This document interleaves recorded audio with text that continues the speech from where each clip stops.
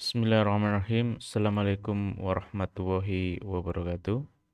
Selamat pagi, selamat siang, dan selamat sore semuanya. Saya menindaklanjuti dari informasi pertemuan sebelumnya atau beberapa hari yang lalu. Eh, jadi saya akan membahas tentang efek Compton. Ini file materinya sudah saya berikan pada minggu yang lalu. Saya suruh Anda untuk mempelajarinya. Berikut adalah penjelasan yang dapat saya berikan ya, yaitu tentang efek Compton atau hemburan Compton gitu ya. Jadi yang pertama sebagai pendahuluan ini efek Compton ini merupakan istilah ya yang digunakan untuk menunjukkan suatu fenomena ketika sinar X ini dihamburkan pada berbagai material ya. Jadi sinar X ini ditembakkan ke target material nanti akan terhambur. Nah, peristiwa itu kita sebut sebagai efek Compton karena yang melakukan atau mempopulerkan atau peristiwa itu diamati oleh Arthur Compton pada tahun 1923. Nah, gitu ya. Nah, ada beberapa hal yang berkaitan dengan teoritik bertentangan ya. Yang pertama, menurut fisika klasik itu gelombang elektromagnetik dihamburkan dari atom, di mana panjang gelombang radiasi atau hamburannya itu diharapkan sama dengan panjang gelombang radiasi yang datang. Jadi ketika ada gelombang elektromagnetik atau sinar X katakanlah ya, menumpuk sesuatu, kemudian dia terradiasi, ya, panjang gelombang radiasinya itu dianggap masih sama seperti sebelum terhambur. Artinya tidak mengalami perubahan panjang gelombang. Ini teori klasik kayak gitu, ya. Nah, si Arthur ini melakukan eksperimen. Ya, dia membuktikan bahwa ketika sinar X ini dihamburkan dari berbagai bahan seperti grafit, sinar X itu tersebar. Maksudnya ketika sinar X itu ditembakkan pada grafit, ternyata pantulannya atau radiasinya gitu ya, bukan pantulan sebenarnya, sinar itu dibelokkan gitu ya, dihamburkan. Nah, dihamburkan ternyata panjang gelombang yang terhambur itu berbeda ya, berbeda dari panjang gelombang yang awalnya atau datangnya gitu ya. Itu sebagai pendahuluan. Nah, kemudian eh, ada konsep sebelum pelajari. Ya, jadi ada foton itu memiliki momentum. Ini konsep yang dikembangkan atau yang digagas oleh Einstein pada tahun 1916. Dia mengatakan bahwa foton itu yang memiliki energi E sama dengan HF. Ini teori dari Max Planck ya. Nah, kemudian Einstein melengkapi. Foton itu juga memiliki momentum ya ketika dia eh, apa bergerak atau ya dia punya sifat seperti gelombang ya. Jadi dia terpancarkan atau terradiasi, maka dia seolah-olah itu memiliki momentum. Padahal foton itu partikel yang tak bermassa, istilahnya kayak gitu. Nah, maka foton ini memiliki momentum yang masih ada hubungannya dengan energi, frekuensi, dan panjang gelombang. Secara perhitungan atau secara matematis, momentum dari foton itu sama dengan HF per C. HF per C ya, atau energi tiap C gitu ya. Nah, sama dengan kalau ini frekuensi itu kan C per lambda ya. Jadi frekuensi itu adalah C per lambda. Maka bisa dituliskan H per lambda. Momentum dari foton H per lambda. Gitu ya. Nah, ini adalah skema. Skema dari percobaan Compton ya. Jadi di sini ada target ya, grafit, kemudian ini X-ray ditembakkan. Nah, ketika numbuk target ini, grafit ini, ternyata sinar X itu terhambur dengan sudut theta terhadap arah horizontalnya gitu ya. Nah, terhambur ke sana. Dan dia juga menjalar ini, hamburannya itu memiliki panjang gelombang. Ini ada panjang gelombang awalnya lah. Ternyata temuan si Compton ini panjang gelombang sebelum dan sesudah itu nilainya berbeda. Lebih besar yang ini, ya. Yang terhambur itu lebih besar. Nah, tentu saja kalau kemarin sudah saya katakan kepada Anda semua, kalau panjang gelombangnya itu membesar berarti energinya mengecil gitu ya. Atau frekuensinya itu mengecil. Nah, ini ternyata mengalami pergeseran istilahnya gitu atau selisih panjang gelombang sebelum dan sesudah. Nah, ini diagram vektornya diagram apa jalannya sinar ya atau jalannya peristiwa hamburan Compton ini. Jadi pertama sinar X itu ditembakkan, maka dia memiliki energi sesuai dengan foton ya, energi foton ya. Sinar X itu memiliki energi foton HF. Nah, dia juga momentum. Ini teorinya Max Planck, ini teorinya Einstein. Ya, gelombang elektromagnetik yang termasuk sinar X itu memiliki energi foton HF. Mempunyai momentum H per lambda. Ini ada target grafit. Umpamakan satu elektron gitu ya, ada elektron diam di sini. Ditumbuk, maka dia akan terhambur. Nah, hamburannya ini juga memiliki energi, katakanlah E aksen ini, yaitu HF aksen atau HC per lambda aksen. Nah, dia juga punya momentum H per lambda aksen. Nah, partikel yang tertumbuk tadi, partikel yang ditumbuk oleh sinar ini juga terpental, pental ke sini. Nah, dia memiliki karena dia punya kecepatan, tentu saja dia punya energi kinetik gitu ya nantinya. Nah, ini energi geraknya mc kuadrat, momentumnya mv, gitu ya. Nah, ini peristiwa seperti ini membuktikan bahwa eh, dulu teori klasik itu mengatakan ya gelombang elektromagnetik punya sifat seperti gelombang. Nah, kemudian dengan adanya peristiwa ini, nah maka ada sifat lain yaitu gelombang atau gelombang elektromagnetik itu punya sifat seperti partikel karena di sini terjadi tumbukan gitu ya. Nah, ini kalau kita runtut dari konsep tumbukan ya, konsep tumbukan itu kita tinjau dua hal. Yang pertama dari energinya bahwa energi itu kekal sebelum terjadi tumbukan dan setelah terjadi tumbukan. Sebelum terjadi tumbukan energi kinetiknya E ini HF. Setelah terjadi tumbukan yaitu dia memiliki energi sinar X-nya setelah terjadi tumbukan dan energi dari elektron yang bergerak tadi. Elektron bergerak punya energi kinetik. Jadi ini sebelum sinar X, ini sesudah sinar X yang terhambur, dan ini adalah elektronnya yang terpental gitu ya setelah terjadi tumbukan. Nah, kalau kita uraikan energinya itu yang awal itu menurut Max Planck HF, kemudian setelah terjadi hamburan ya HF aksen, kan ini sinar X juga seperti halnya ini. Kemudian ini adalah partikelnya atau elektronnya, maka dia kalau dia punya energi kinetik, nah ini seperti ini. Ini ingat ya, kemarin pada pertemuan tentang apa teori relativitas khusus ya, atau membahas tentang energi ya, energi total ya. Itu kan E sama dengan EK plus E0. Jadi energi total itu sama dengan energi kinetiknya ditambah energi diamnya.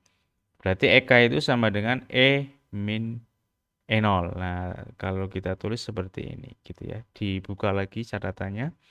Kemudian kalau ini kita uraikan bahwa frekuensi itu adalah C per lambda, kecepatan dibagi panjang gelombang, Ini juga sama. Kemudian kalau kita bagi dengan C atau dikali seper C, maka ini akan hilang C-nya. Hilang satu, hilang satu, hilang satu. Tinggal seperti ini. Persamaan satu. Nah, kemudian kalau kita tinjau momentumnya kekal. Momentum awal sama dengan momentum akhir. Momentum awalnya ini H per lambda.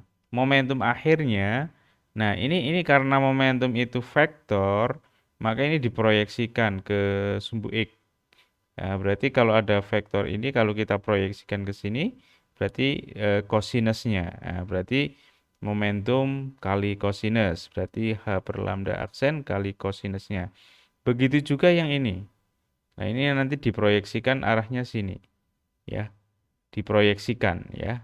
Anda tahu ya proyeksi, silakan dibuka itu kalau pada analisis vektor itu ada proyeksi sumbu X, proyeksi sumbu Y gitu ya, atau komponen sumbu X, komponen sumbu Y. Jadi vektor ini proyeksinya adalah di sini. Nah, ini kan ada segitiga siku-siku ya. Nah, ada nanti fungsi cosnya dari sudutnya. Nah, maka ini cos. Lah, kalau kita proyeksi sumbu X juga proyeksi sumbu Y. Berarti di sini ada komponen sumbu Y dari vektor ini ya. Dari vektor ini komponennya di sini. Dari vektor ini komponen sumbunya di sini. Artinya pada sumbu itu ada yang arahnya ke atas dan arahnya ke bawah. Maka pengurangan. Nah, di sini. Nah, sekarang kalau orientasinya sumbu X, ini itu sumbu X. Berarti sebelum sama dengan sesudah. Nah, ini sebelumnya ada nilainya. Sesudahnya ada nilainya. Hasil proyeksi yang ini dan hasil proyeksi yang ini. Ada dua ya. Nah, sekarang kalau orientasinya sumbu Y, ini si sinar X ini itu kan dia gerakannya sumbu X. Artinya sumbu Y nggak ada. Maka ini awalnya itu nggak memiliki momentum ya. Nah, kemudian setelah terjadi tumpukan ada sumbu Y-nya, hasil proyeksinya ini. Nah, hasilnya pengurangan sin dan sin. Nah, gitu ya. Nah, dari ketiga persamaan ini, nah maka dilakukan operasi matematik ya, aljabar biasa, substitusi, eliminasi dan sebagainya. Nanti direduksi untuk variabel V dan tetanya ya, sehingga kita peroleh ya, sorry, V dan ini sudut V-nya ini. Nah, nanti meninggalkan theta. Nah, sehingga diperoleh selisih panjang gelombangnya ya setelah dihamburkan itu setara dengan H per M0 kali C dikali 1 min cos theta. Ini adalah persamaan yang menunjukkan bahwa ada pergeseran panjang gelombang membesar gitu ya. Lah ini selisihnya adalah memenuhi seperti ini. Artinya kalau kita amati selisihnya itu bergantung pada sudutnya. Gitu ya. Semakin besar sudutnya berarti selisihnya semakin besar juga. Nah, ini hasil risetnya ya. Hasil percobaan Compton menunjukkan ketika sudut hamburannya 0, maka tidak ada selisihnya atau sinar itu ya diluruskan gitu ya. Nah, kalau sudutnya 45, nah di sini ada, nah ini puncak pertama itu sinar datang, panjang gelombang datangnya gitu ya. Kemudian yang puncak kedua ini adalah hamburannya. Maka ada dua bukit, maka itu selisihnya, selisih panjang gelombangnya. Nah, ini juga sama. Ini sinar datangnya ya. Kemudian ini sinar sinar hamburannya. Nah, semakin membesar ya. Kalau sudutnya membesar berarti dia nampak hasil dari percobaan itu semakin lebar gitu ya selisihnya. Ini sudut 135, ini panjang gelombang sinar datang, kemudian ini sinar hamburannya atau panjang gelombang sinar hamburannya semakin lebar dengan penambahan sudutnya gitu ya. Oke. Sekarang ini adalah pembahasan soal yang sudah saya berikan di Learning Management System. Saya bahas di sini. Yang saya suruh Anda untuk mengumpulkan ya. Sebuah foton dengan panjang gelombang 0,4 nano nanometer 10⁻⁹ menumbuk elektron yang diam. Dalam hal ini sebuah foton dihamburkan pada sudut 120 derajat. Ini sudut hamburannya. Tentukan panjang gelombang foton yang dihamburkan. Penyelesaiannya, nah ini pertanyaannya panjang gelombang yang dihamburkan. Berarti ini lambda aksen ya. Lambda aksen dikurangi lambda hamburannya dikurangi mula-mula sama dengan H per M0 kali C 1 min cos theta. Masukkan angkanya. Ini adalah panjang gelombangnya yang datang 0,4 kali 10⁻⁹ min 9 meter. Kemudian H tetapan Planck 6,63 kali 10⁻34 dibagi M0. M0 itu massa diam dari elektron ya, 9,1 kali 10⁻⁻31. Kemudian C-nya 3 kali 10⁻8. 1 min cos 120 ya. Itu seperti sin 30 di kuadran kedua. Maka dia minus ya. Nah, hasil perhitungan menunjukkan angka 0,4036 nanometer. Ya, silakan Anda cek jawaban Anda. Yang kedua, X-ray memiliki panjang gelombang 22 pikometer. Piko 10⁻⁻12, di mana energi fotonnya adalah 56 kilo elektron volt ya. Nah, ini menumbuk sebuah karbon target ya, dan hasil hamburannya terdeteksi dengan sudut hamburan 85 derajat gitu ya. Nah, pertanyaan yang pertama, shift Compton atau Compton shift, selisih dari panjang gelombangnya ya, hasil dari tumbukan X-ray tadi. Kemudian yang kedua, persentase X-ray ya yang ditransferkan atau ditransferkan setelah terjadi tumbukan. Nah, ini apa ya? Prosentase dari panjang gelombangnya. Kita lihat yang pertama.